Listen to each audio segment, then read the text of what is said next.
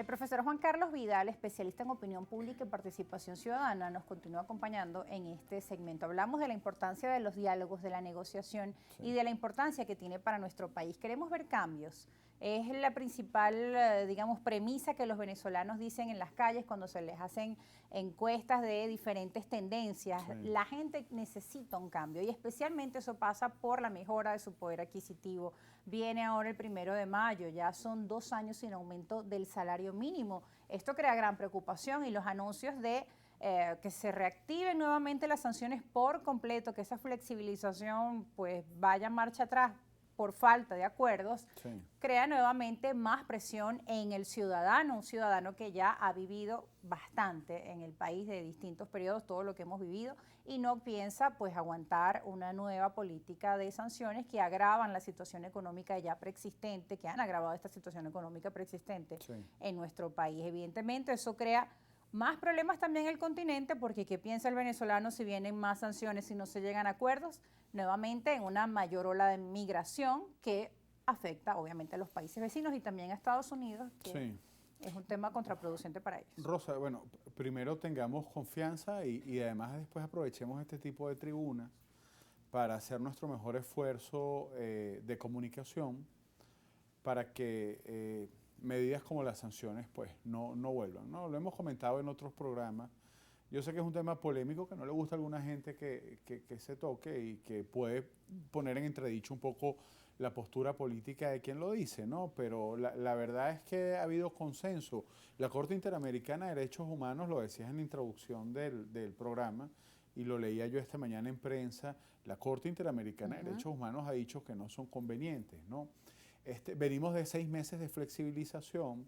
Los economistas dicen que eso ha supuesto en la práctica un ingreso extraordinario de divisas cercano a los 1.500 millones de dólares. Eso es una suma muy importante y qué bueno que ha ocurrido, porque quizás pudiera ser una medida económica que sorprenda favorablemente a los trabajadores después de 2 años, y que esta próxima semana, que es 1 de mayo, pueda darse un aumento general de sueldos y salarios que tanto necesitan nuestros trabajadores. El gobierno ha sido, digamos, medianamente exitoso en estos últimos meses en mantener la inflación a raya, pero no obstante ello, pues es una buena oportunidad para que ahora se piense en un aumento general de sueldos al trabajador que ha sido lamentablemente tan castigado en estos años de crisis. Lo de las sanciones hay que verlo también de una manera objetiva, ¿no? Porque ha sido curioso la declaración de restitución de las sanciones. Yo le explicaba a mis alumnos que eso es como una madre que le dice a la hija: definitivamente no te doy permiso para que vayas a la fiesta esta noche, pero si vienes a hablar conmigo, si insistes en ir y vienes a hablar conmigo y me pides permiso, pues podemos considerar dártelo, ¿no? Eso es un poco las sanciones. Las sanciones es un poco, restituimos la prohibición de negociación, de comercialización de productos petroleros de Venezuela, pero si vienes, tienes la puerta abierta para que reconsideremos el caso. De manera que es una sanción relativa, que está en plena revisión, que se va a volver incluso a analizar, así lo ha dicho el embajador Palmieri, se va a revisar el 31 de mayo, y nosotros pues tenemos fe de que esto se vaya calibrando muy cotidianamente, se vaya calibrando muy diariamente, y tenga también mucho que ver con la disposición, con la necesaria y sabia disposición que muestra el gobierno de ir permitiendo el desarrollo de los derechos políticos y electorales en estos meses tan importantes. Y tú mencionabas algo importante, decías, bueno, cuando se habla de sanciones también se compromete la posición política quizá de quien lo dice, o pueden recibir ataques a través de redes sociales, pero lo cierto es que un número grande en nuestro país de factores de oposición, de empresarios, de economistas, de académicos, han advertido, y ahora pues también lo han hecho también oficinas internacionales de las Naciones Unidas, la Corte Penal Internacional también lo estudia, además que las sanciones definitivamente no cumplen el objetivo que se proponen, que es lograr el cambio de gobierno. Lo que hacen es agravar la situación de la población, y esas medidas de presión pues no cumplen su función. Lo hemos visto en la historia, y es lamentable que se pues continúe con este tipo de políticas que finalmente lo que hacen es agravar la situación del venezolano. Juan Carlos, hay preguntas por parte de nuestra audiencia y vamos a leer alguna de ellas. Te invito a través de la red social X, @argumentos_gb, nos escribe el abogado Darío Lozada, les dice: buenas tardes al invitado. ¿No le parece que es hora de que los políticos de oposición se reúnan en un gran grupo y le pidan perdón a Venezuela por los errores del pasado? Ramos Alú, por ejemplo, por culpa de él se renunció a votar y perder tanto poder. El tema de la abstención que ha llevado a grandes reflexiones por parte de sectores de la oposición, Juan Carlos. En Venezuela tiene que pedir perdón mucha gente, Rosa, dirigentes de la oposición, pero fundamentalmente también dirigentes del gobierno. Del gobierno y de... Deben pedir perdón todos, ¿no? Vemos con esperanza que se están produciendo algún tipo de acuerdos y algún tipo de rectificaciones. El hecho del voto masivo es una de ellas. Recordemos que quizás hace unos años atrás y unos procesos atrás no toda la oposición venezolana estaba convencida de la necesidad de votar. Hoy yo veo uno que tiene oportunidad de revisar algunos estudios de opinión, veo de manera muy esperanzadora el hecho de que el 80%, casi el 80% del país, el 70 y tanto por ciento, te dice que pase lo que pase, ocurra lo que ocurra, con sustitución de candidatos, con inhabilitación de candidatos, están decididos a votar. Eso es un síntoma extraordinario. La unanimidad del país pide cambio. Tú dices, Juan Carlos, pero es exagerado. Todos, sí, todos. Inclusive quienes se manifiestan en favor del gobierno necesitan, requieren, solicitan un cambio, una rectificación. De manera que la rectificación y el cambio va incluso más allá de la cara de quien ocupe la presidencia de la República.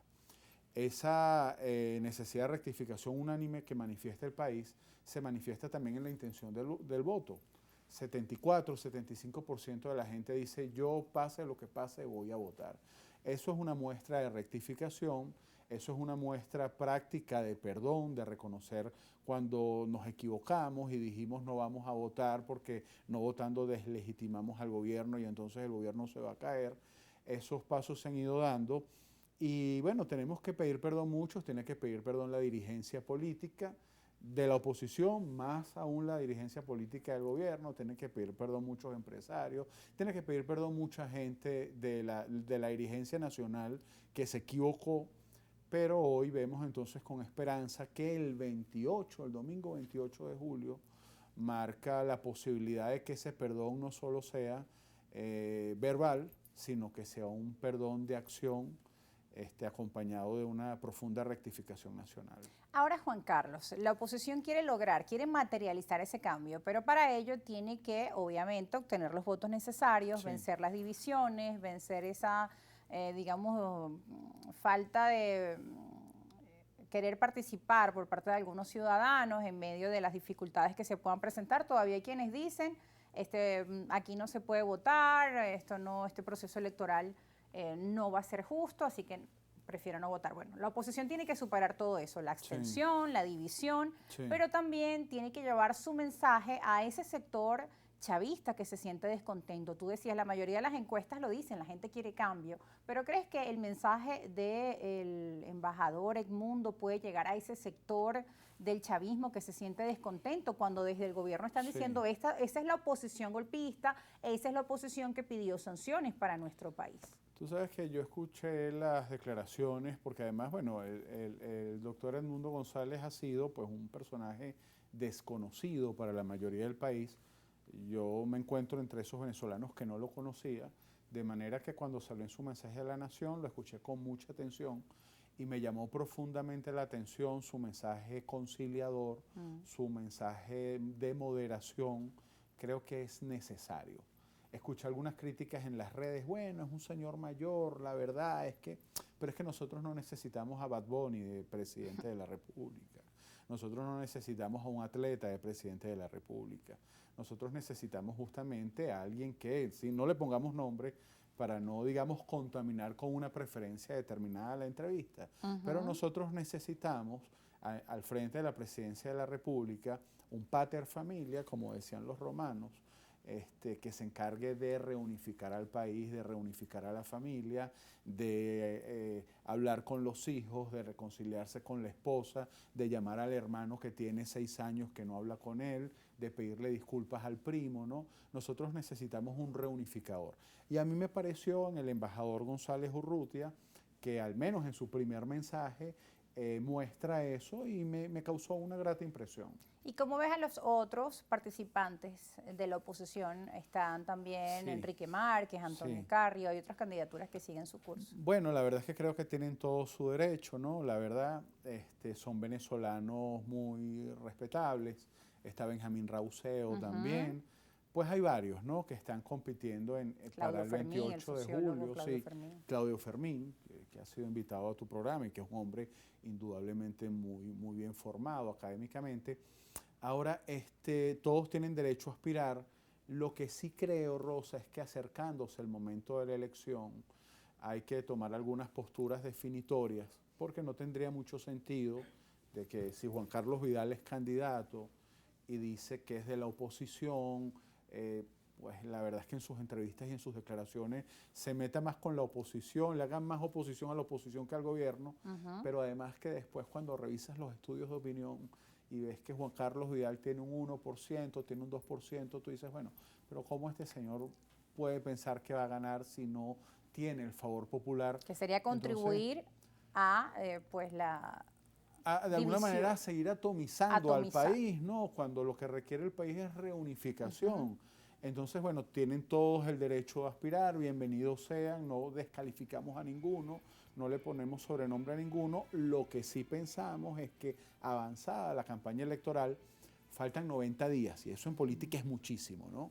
Pero avanzada la campaña electoral, faltando pocos días, creo que llegará el momento de las definiciones y si de verdad estás convencido de un cambio para Venezuela, pues debes dar tu aporte con el ejemplo, ¿no? Ahora, Juan Carlos, antes de irnos, ese mensaje para los ciudadanos, tú que Sí, llevas esta cátedra de participación sí. ciudadana, que ha sido también parte de tu centro de estudio, ¿qué le dices a esos ciudadanos que también se sienten cansados y hastiados y que recurren también al uso de etiquetas, a críticas dentro de factores de la oposición o a un lado, al otro, porque, bueno, en medio de este conflicto no ven salida, sino que ven es más enfrentamiento, más conflicto entre factores de la oposición, entre la oposición y el gobierno, bueno, en fin, lo que Sí, todos sabemos y que la gente siente es como un hastío, ¿no? sí.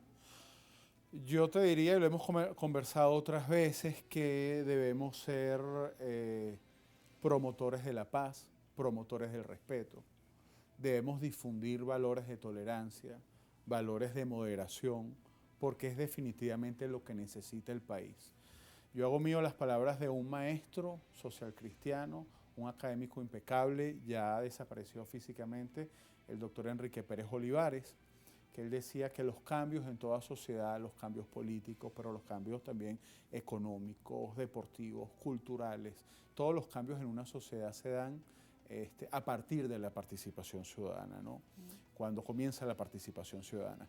Y esa participación, para que sea ciudadana con C mayúscula, tiene que ser incluyente, tiene que ser de respeto, tiene que ser de tolerancia, y en eso estamos, y eso es un poco el llamado a participar, a hacerlo masivamente, a dejar a veces un poco la emocionalidad de las redes sociales, a dejar de hablar un poco desde el hígado y hablar un poco más desde la razón, desde el cerebro, a olvidar posiciones y a pensar en los intereses que tiene Venezuela, que al final es la casa de ¿Y cómo todos. se logra eso? Porque en medio de un proceso electoral la gente se deja llevar más por esa parte emocional, por la pasión y no por los argumentos desde la lógica y desde la razón. Los candidatos como líderes tienen mucha responsabilidad en proponer eso.